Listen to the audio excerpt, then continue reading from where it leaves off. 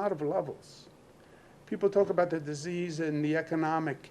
It's been mentally debilitating. It's been socially debilitating. It's been depressing. It's been hard on families.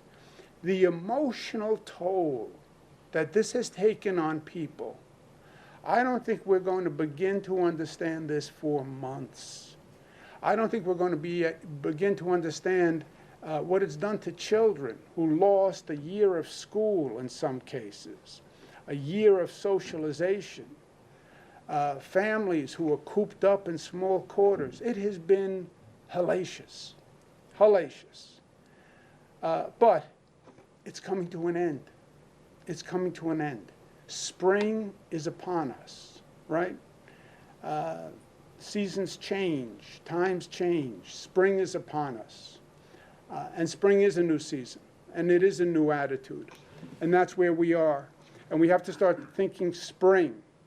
We have to start thinking about reopening New York and rebuilding New York and relaunching New York and reimagining New York and reuniting New York and those social bounds that connect us and that we thrive on. How do we renew New York? We're not just going to rebuild what was there before. Now's an opportunity to build back better, right? When you go through a tough situation in life, what do? You learn from it, and you get up better, and you get up stronger. That's what we have to do. We've done it before as New Yorkers. We went through 9/11. I remember during 9/11, all the naysayers. Remember all the people after 9/11? Oh, New York will never be the same. We're a terrorist target. Nobody will come back. I heard the naysayers before. I hear them today. I'm worried about New York City. I'm worried about the crime and the homeless. I'm worried about this. I'm worried about that. Nobody is stronger than New Yorkers. Nobody is more resilient than New Yorkers. Nobody bounces back like New Yorkers. Did we get through 9/11? We got through 9/11, and we are the stronger for it. We didn't rebuild, we rebuilt better than before. Are we going to get through COVID? We're getting through COVID. And we're going to be the better for it, and the smarter for it, and the more united for it. And our success through COVID, and what we did as a community in this state coming together, is going to make our connection stronger and our fabric of community stronger. And that's what it's all about at the end of the day. And that's where we are. Spring is here. It is time to rise up. And it is time for the Mets and the Yankees to bring home a championship this year. And we say, play ball. With that, let me turn it over to CC Sabathia. CC, thank you for being with us. And why don't you take the first remarks? Thank you. Thanks, Governor. I'm excited to be here on this day that we're announcing that there are going to be fans back in the stands.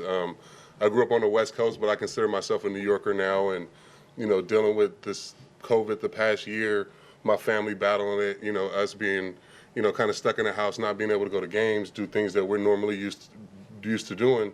We're excited to be able to get out. And as a fan now, being able to be in the stadium, cheering on the Yankees, I'm just excited. So, like the governor said, continue to get vaccinated, do the right things, and let's continue to battle this thing so by the end of the season, we can have a full stadium for the World Series.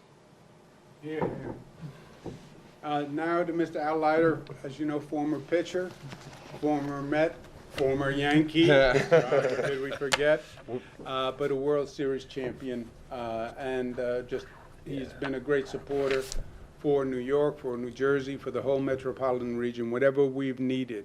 Al has been there, so it's a pleasure to be with you. Al, thank you. Thank you. Well, it's a pleasure to be here for a lot of reasons, and listen to your daughter and seeing your mask with both sides.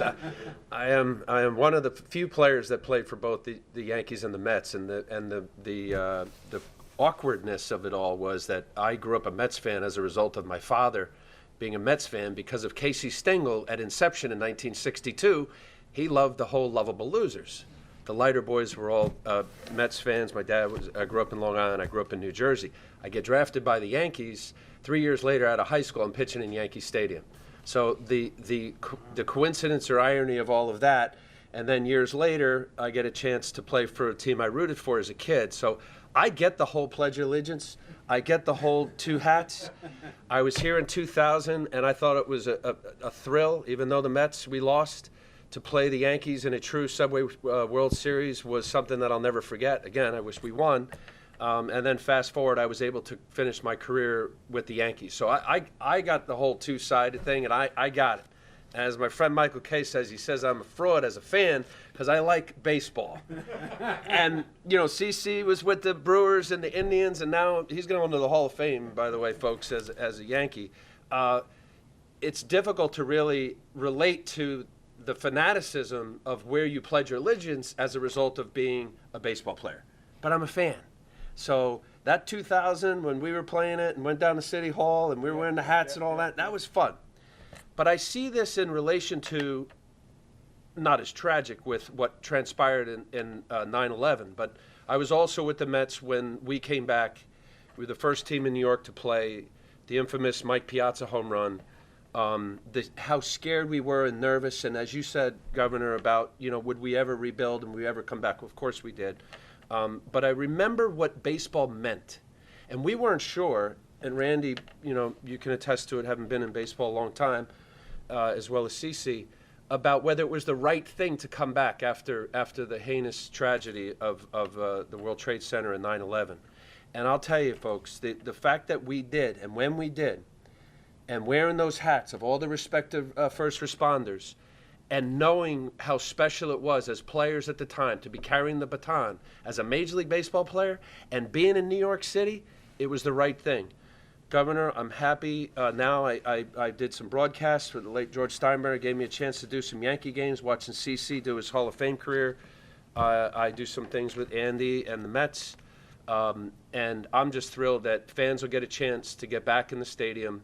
I'm sure, as the governor said, it'll progress to where more people can go.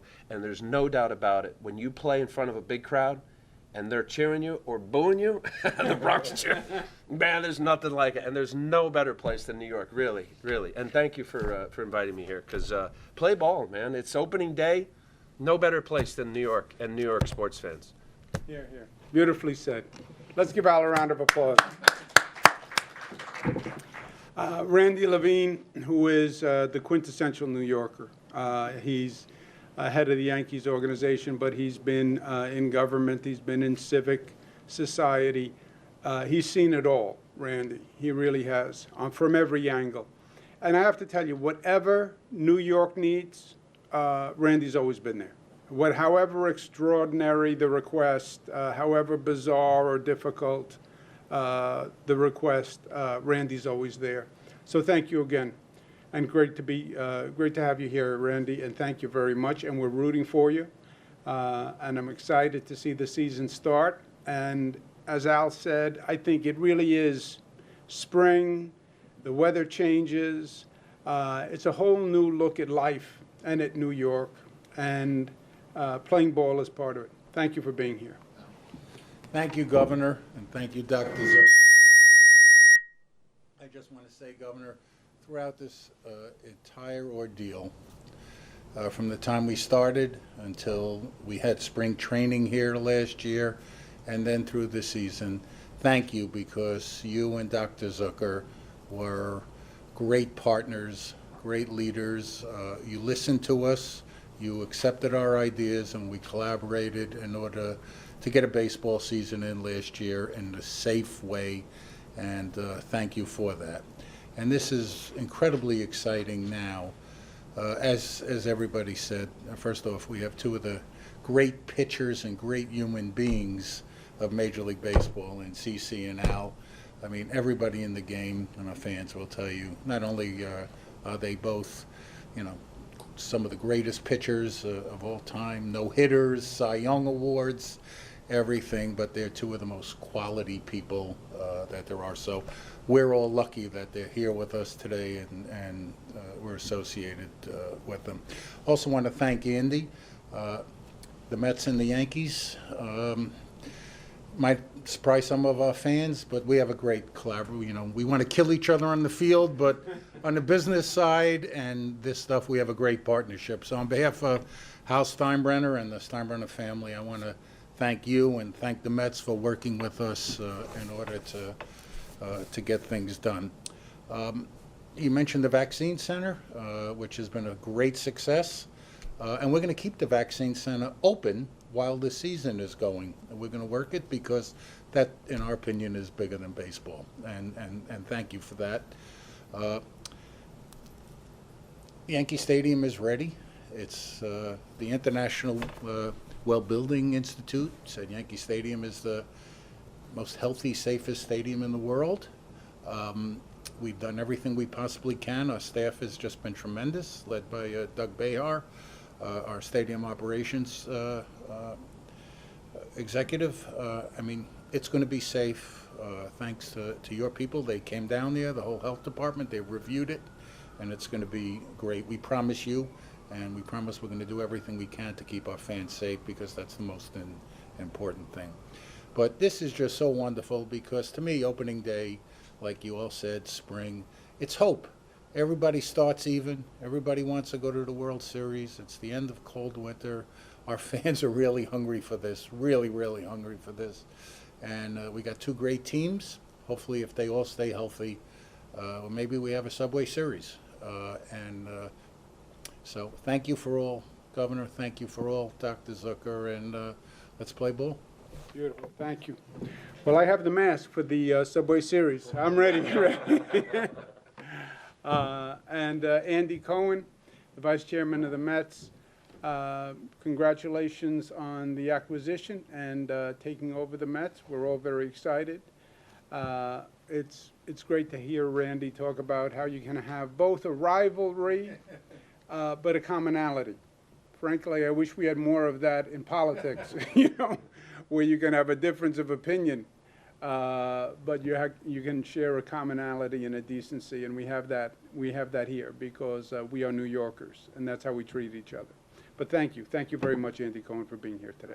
Thank you very much, Governor, and on behalf of Steve and myself, thank you, Dr. Zucker, and the Yankees organization. Randy has been terrific, especially as we coordinated over these last important months, and we'll continue to coordinate so we can do the best we can for all the fans. I don't want to start any trouble.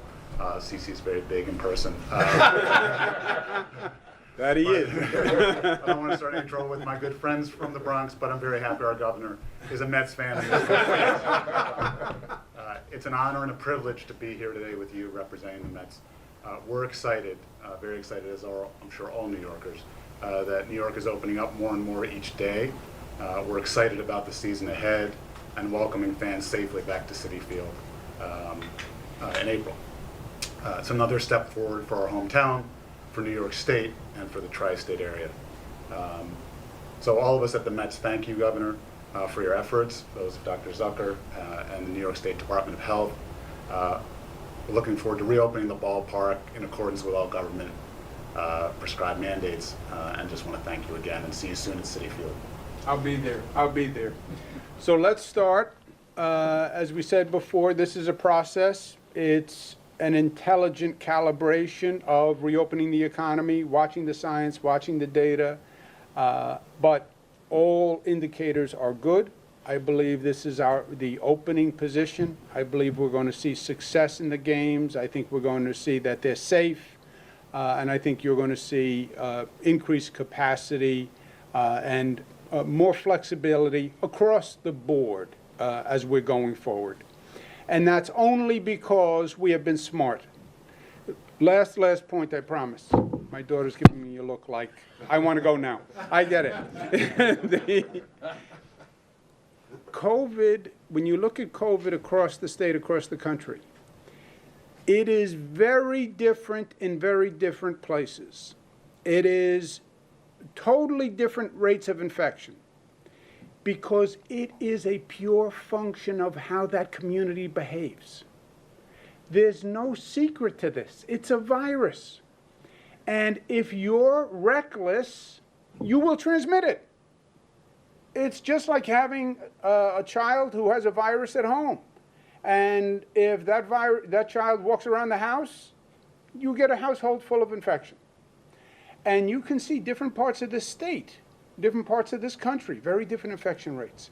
It's about being smart. The mask, the social distancing, get vaccinated, keep those numbers going down, keep reopening, and reopening better than ever before. And let's play ball. Thank you very much for being here, my friends. Thank you. Thank you all.